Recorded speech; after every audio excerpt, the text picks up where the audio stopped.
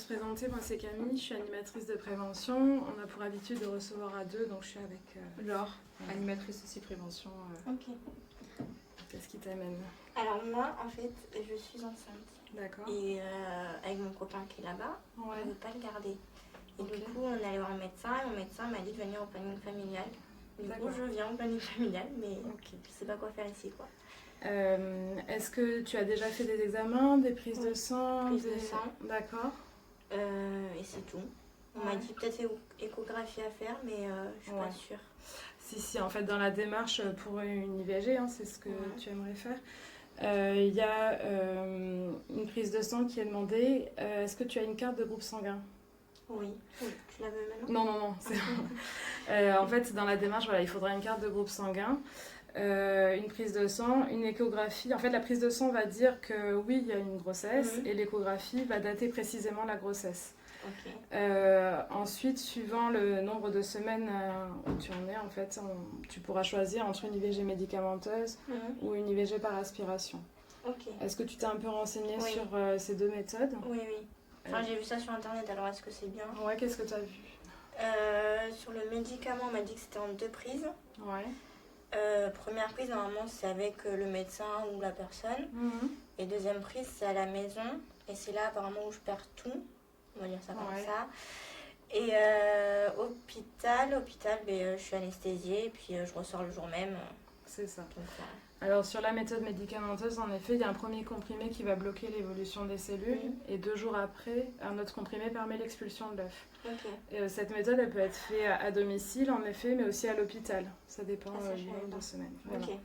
Et l'IVG par aspiration, c'est une anesthésie qui dure 15 minutes. Voilà. Et du coup, on ressort en effet le jour même. On insère une petite canule qui va aspirer le contenu de l'utérus. Et voilà. Toi, est-ce que tu sais quelle méthode tu préférerais? Moi, hôpitaux, si c'est possible. Ouais. Parce que médicaments, enfin, tout ressentir, pas trop mon truc, quoi. D'accord. Mais hôpitaux, oui. Ok. Voilà. On va juste vérifier si tu te souviens par rapport au premier jour de tes dernières règles, à combien de semaines tu es environ? Mes dernières règles, c'est du 24 juillet. 24 juillet, c'était le premier jour de tes dernières règles? Oui, ça s'est arrêté le 26. Ça n'a pas duré plus. Et donc, on est le 16. Le 16 septembre. Donc, du coup, tu serais à 8 semaines aménorrhée. Donc, aménorrhée, ça veut dire absence de règles. Souvent, les médecins comptent en aménorrhée. Ce qui fait 6 semaines de grossesse. Donc, là, tu as encore le choix en fait entre les deux méthodes. Mais si tu souhaites faire la méthode par aspiration, c'est tout à fait possible. Jusqu'à 12 semaines de grossesse. Et j'avais une question. Ouais. Mais je l'ai perdu. Si ça va revenir. Oui. Ah si, c'est bon. Oui, l'aspiration, c'est n'importe quel jusqu'à 3 mois. Et le médicament, je peux le faire... Alors, la méthode médicamenteuse, elle est possible jusqu'à 9 semaines aménorrhée, ce qui fait 7 semaines de grossesse. Chez un médecin en ville ou en centre de planification, elle est possible jusqu'à 5 semaines de grossesse. Et au-delà, c'est forcément à l'hôpital. D'accord, ok. Voilà. Donc c'est pas eux qui décident, c'est en fonction Non, c'est ton choix, ouais. Avant les 9 semaines d'aménorrhée, c'est toi qui décides la méthode que tu préfères. Ok, d'accord. Voilà. Ok. De toute manière, on va donner toutes les adresses. Ce qu'il faut savoir aussi, c'est 2 semaines après l'IVG, il y a une visite de contrôle qui est très importante pour voir si tout s'est bien passé. Ok. Et vous me conseillez quoi par rapport aux 2 propositions?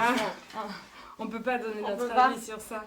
La méthode médicamenteuse, il y a certaines personnes qui vont préférer la méthode médicamenteuse et d'autres la méthode par aspiration. La méthode médicamenteuse, en effet, tu vas voir en fait ce qui se passe. La méthode par aspiration, tu es sous anesthésie. Après, il y a certaines personnes qui ont besoin de voir que c'est bien fini. Et d'autres qui préfèrent être sous anesthésie. Ça, c'est vraiment... c'est vraiment toi qui peux le savoir. Ok, d'accord. Non, mais ok. Ça dépend de chacune et il y a plein de façons de le vivre aussi, en fait. Donc, c'est vraiment très, très individuel, quoi. Et puis variable, parce qu'il y a des personnes qui vont préférer une méthode médicamenteuse et qui vont avoir une autre IVG et qui vont préférer la méthode par aspiration. D'accord, ok. C'est variable, Ok. Et du coup, là, il me reste quoi à faire comme... Alors, du coup, on va donner les coordonnées. Si tu as fait la prise de sang et si tu as une carte de groupe sanguin, c'est l'échographie qu'il va falloir faire. Si tu veux aller à l'hôpital, c'est ça que tu... Oui. Tu peux aller directement à l'hôpital, par exemple Pellegrin, et là ils feront tous les examens, donc l'échographie, les visites, voilà.